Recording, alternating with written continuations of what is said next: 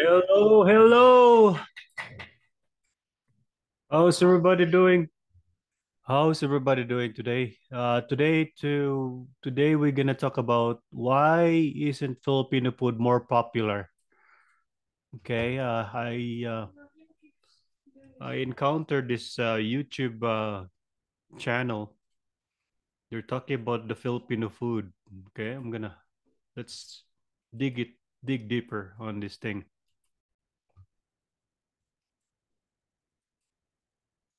It's okay.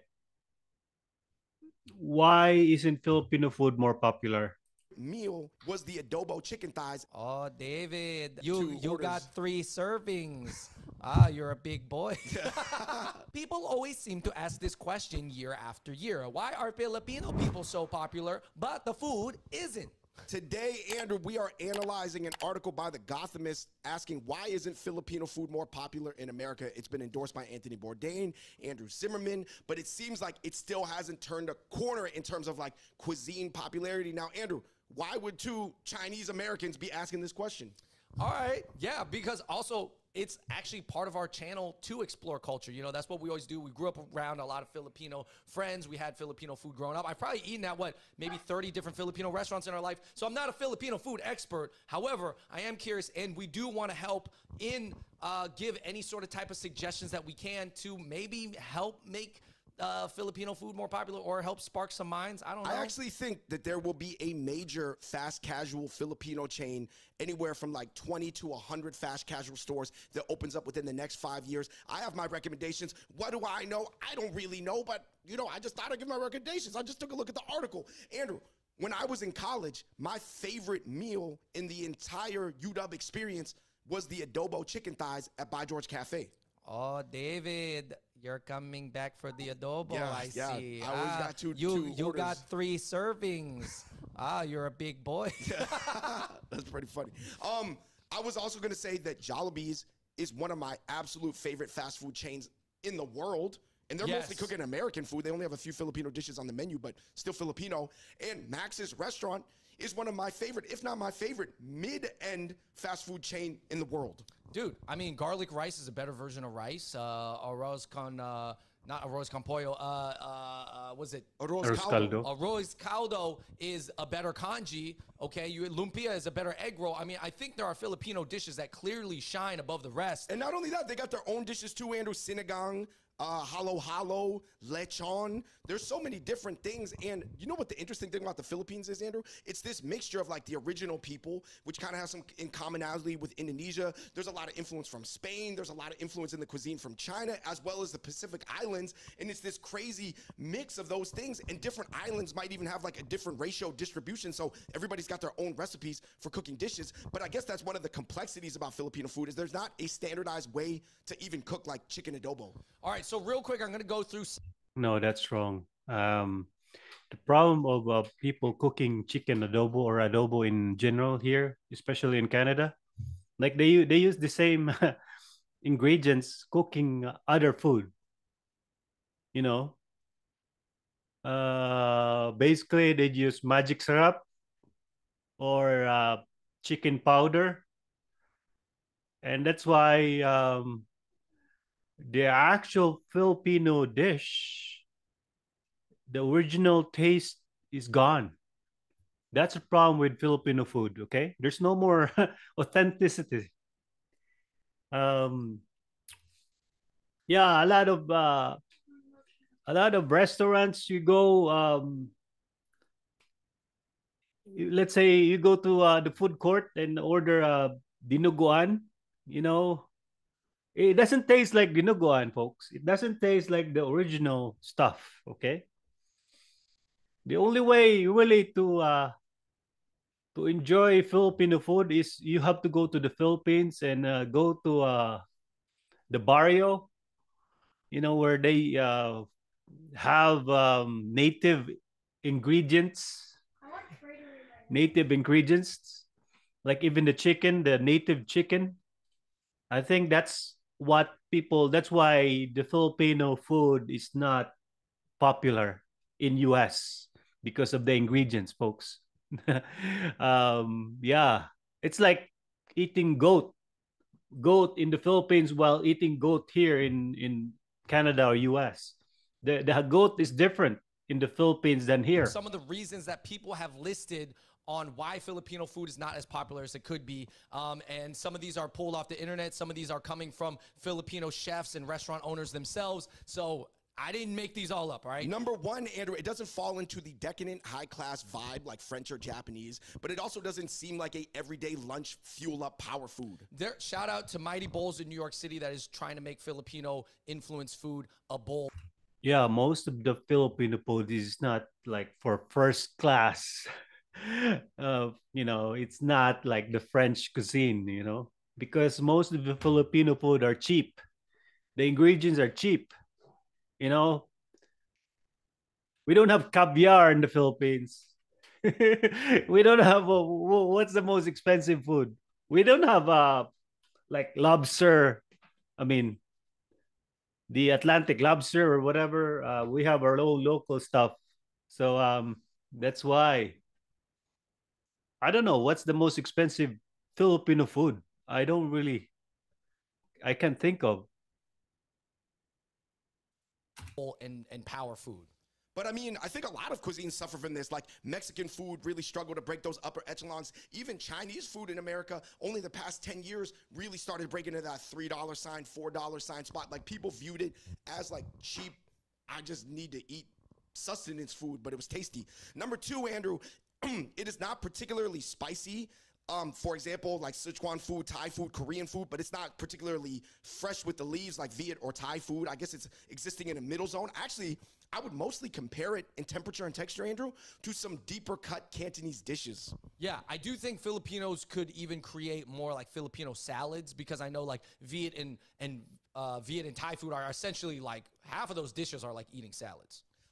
Number three, Andrew, this is not my words. We just pulled this off subreddit and, quoting some chefs. It doesn't look particularly good on the outside just due to the stews and sort of like the visual presentation. I don't necessarily agree with this, but I read this point a lot on different subreddits and quores. All right, the next point is that Filipino food is oftentimes seen as a very home-style food. So your Lola will make it better than the restaurant. And, if you grow up with your Lola's food and her way of cooking, then obviously you're going to prefer that, and that's going to deter you from, paying more at a Filipino restaurant. So that's what I've heard from some restaurant owners. And the next point was just that it's a global marketing issue, Andrew. Here is a global chart viewing like every country, viewing everybody else's food. And this is just like people's perception. This is not the reality of what's tasty or not because, for example, Peruvian's way low on there, Filipinos way low on there, Argentinian, Caribbean is low on there, and those all got some absolute 10 out of 10 bangers. Just think about it this way. There are 272 million Indonesians worldwide. Wait, I went to this house one day and I was eating the pancit. It tastes really good, folks. So it boils down to whoever cook it. Okay, some people say they know how to cook, but no, when they taste their food, it's not really tasty. Doesn't taste authentic. But some people can do it.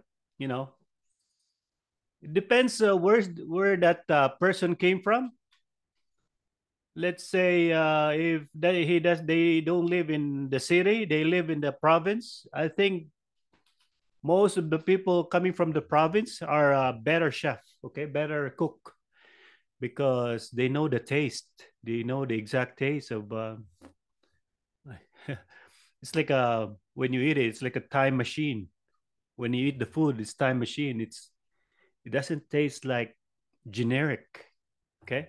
Food is considered very good, and it's still not that popular in America, and it has really yet to break through. So, I mean, it happens to other tasty cuisines too. And not only that, I think that a lot of like cuisines in America, they have different levels of penetration. For example, in New York, Mexican food recently had a huge resurgence, or not resurgence, but a huge just renaissance in 10 years, but it's mostly tacos. For example, in LA and Portland, they love Thai boat noodles. In New York, they love pad Thai, and there's so many Thai restaurants opening in New York City, but they're not on Thai boat noodles.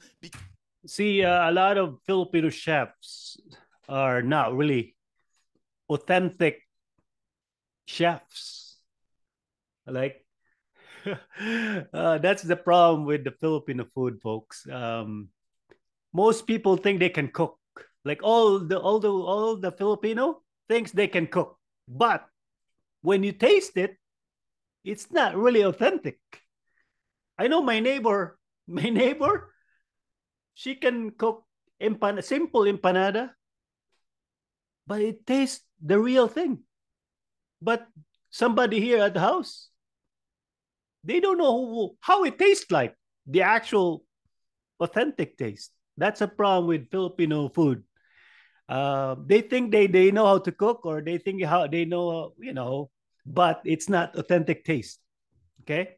Because of the use of the pig's blood, I don't even think a lot of people in New York eat pork for a variety of reasons. Yeah, so let's move on to some suggestions. We did like a little quick brainstorm on like what might help Filipino food reach that next level. I mean, these are just things we're coming up with. Let us know if you like any of the ideas. Not saying that we are experts, but I'm just saying, guys, if you guys open up a fast casual chain serving adobo and lumpia, let me take a look at the investor deck after these recommendations. You can't go wrong with chicken and rice, man. You can't go wrong. Number one, Andrew, that leads us to our first point, recommendation, I guess, is focus on the universally loved dishes. I know chefs, they get attached to the creativity and the deep cut stuff that their great grandma made or their grandma made. But, even Chinese food, we got to recognize, Andrew, for Cantonese food, even though it's so beloved, people just like wonton soup, and they just like the shiuyok, the roast meats over rice, which is actually very similar to lechon.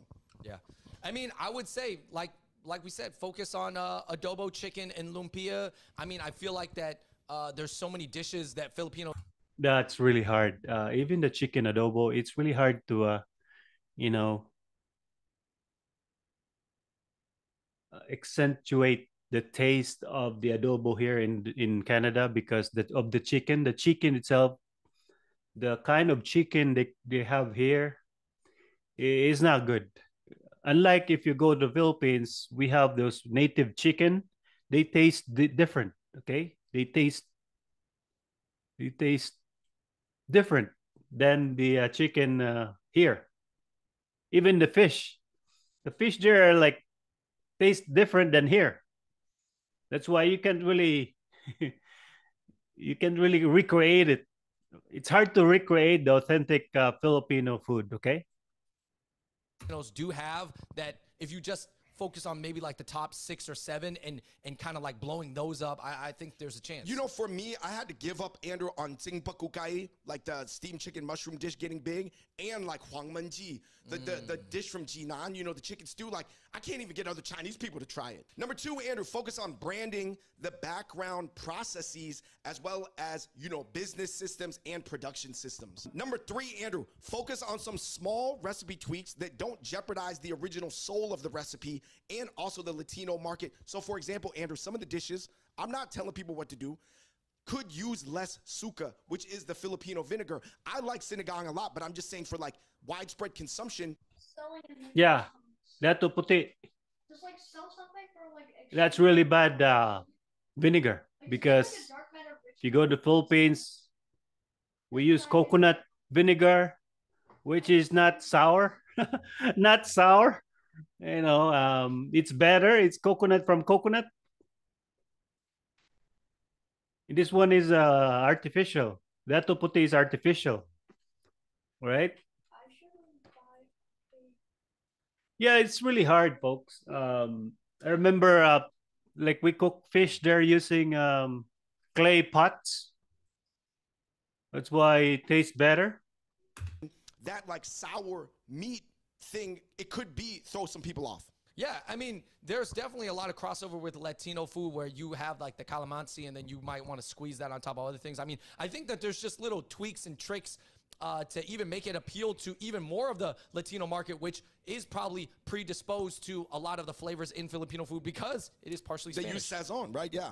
Number 4, Andrew, I do not think that Filipino food needs to go through the same arc that Chinese food had, where it was like, driven by this community, that community. You can get cabbage-filled community Chinese food in the white things, and you get hood Chinese food with the bulletproof glass and like this and this. I actually don't think it's going to need to go through the same arc. I think if people focus on a universal branding, they can serve mostly lumpia, garlic rice, chicken adobo, halo, and maybe some pandesal bread, and that could be. Yeah, like I said, it depends on whoever prepared it, whoever cook it, because like every person have different taste when they make it. Okay, not all lumpia taste the same, folks. These people have no clue. Um, not all cooking tastes the same. Okay, that's why, like I said, I went to this house one day, and I was like, "Holy smoke! This pancit tastes different." You know, every house have different pancit. How they cook. It depends who cook it, right? But they're not chef. They're not running a restaurant. That's why most of the good chef is not in the restaurant business. Okay, they only cook for their family, not for restaurant. Uh, yeah, that's a problem. Be a chain that could have like 50 to 200 restaurants around America, but they'd have to really brand it correctly where you could grab the Filipino market, Filipino Americans, which is a pretty huge demographic, only second to Chinese Americans, but also grab a wide range of outside people as well to supplement the income. Yo, I've actually had some really good Filipino cooked tacos before, and I feel like Filipino. Like every time I go to the food court, I was always thinking that, do you guys ever taste this food? Do you even taste this food before you sell it? You know, a lot of Filipino restaurant, they don't taste it. They don't taste what they're cooking.